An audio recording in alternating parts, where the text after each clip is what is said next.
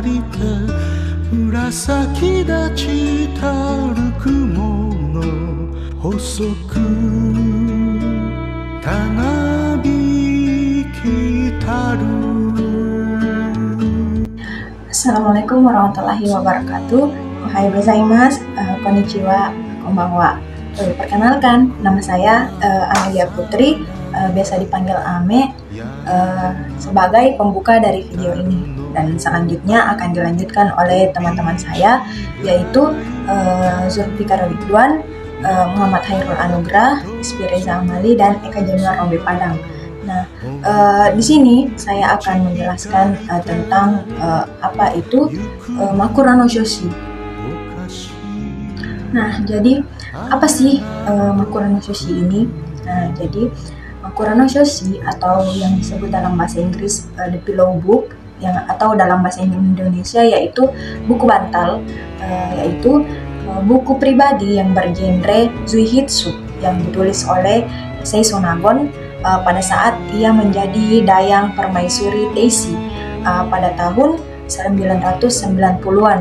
Nah, buku ini berisi tentang kehidupan kerajaan pada saat masa Heian di Jepang.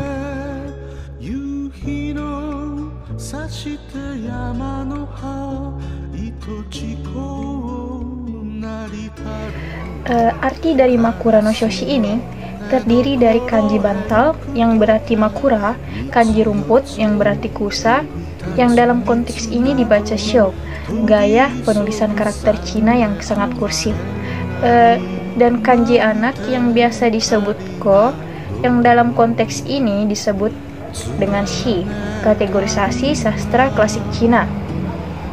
Meskipun demikian, judul dari buku ini diperkirakan bukan merupakan judul asli, melainkan berdasarkan kesan juru tulis yang menyalin deskripsi tersebut, yang menyatakan bahwa suatu hari Menteri Pusat membawakan sebundel catatan ke Permaisuri Teishi, yang kemudian Permaisuri Teishi ini kebingungan apa yang harus dilakukan dengan buku tersebut. Kemudian Hisonakun menyarankan agar buku-buku tersebut dijadikan bantal, dan di mana bantal ini diartikan dengan berupa jurnal pribadi yang disimpan di laci bantal kayu yang biasa dipakai oleh wanita beradab tinggi yang biasa disebut dengan takamakura, yang terjemahan ini meliputi buku catatan, penyair spray, dan buku harian.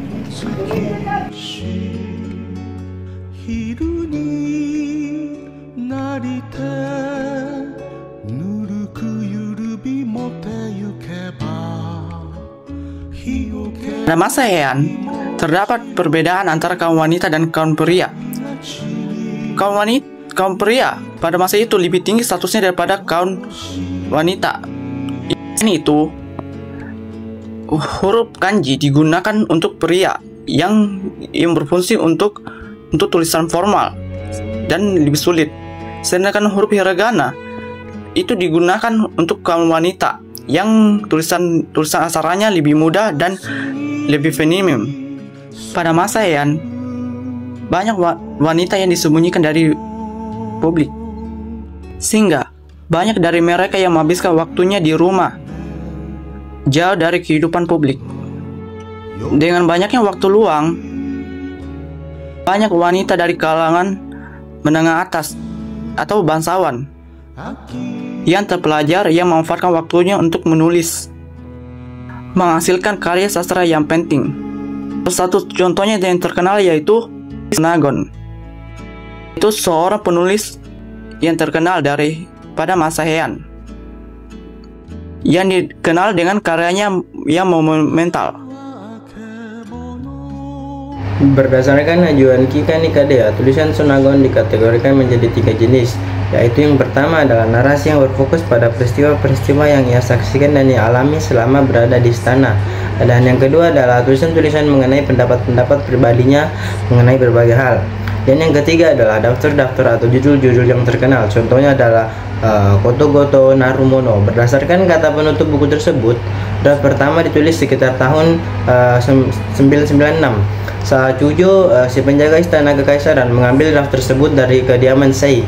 Setelah itu dia terus-menerus menulis dan beberapa sumber mengatakan buku itu ditulis sekitar tahun 1012.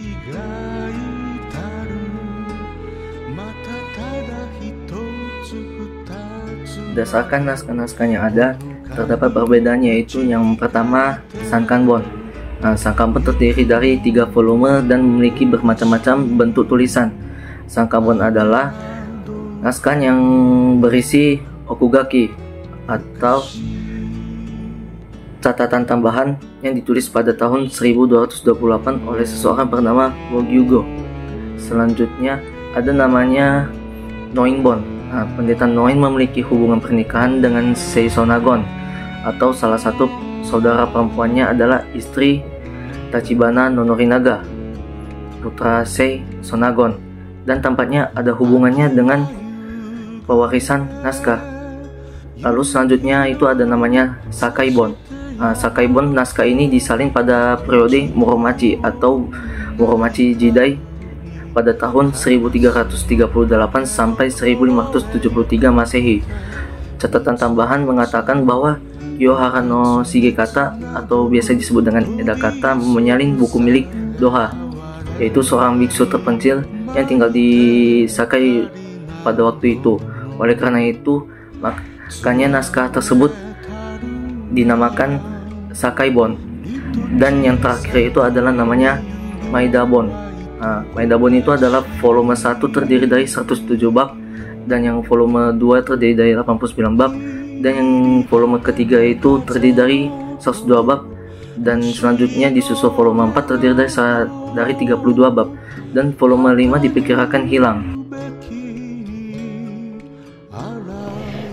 Kata Zuhitsu terbentuk dari 2 kanji, yaitu kanji dengan onyo mizui, yang apabila dilihat dari kunyominya, yaitu mani-mani dan sitagau, yang berartikan menuruti atau mengikuti, dan kanji dengan onyo mihitsu, yang apabila dilihat dari kunyominya, yaitu fude, berartikan kuas. Sehingga terjemahan dari kata Zuhitsu ini memiliki makna mengikuti kuas. Dengan demikian, karya-karya dari genre Zuhitsu ini seharusnya tidak ditinjau sebagai karya yang literasi yang terencana seperti karya-karya tradisional lainnya, melainkan sebagai rekaman pemikiran-pemikiran lepas atau tidak teratur oleh si penulis tersebut.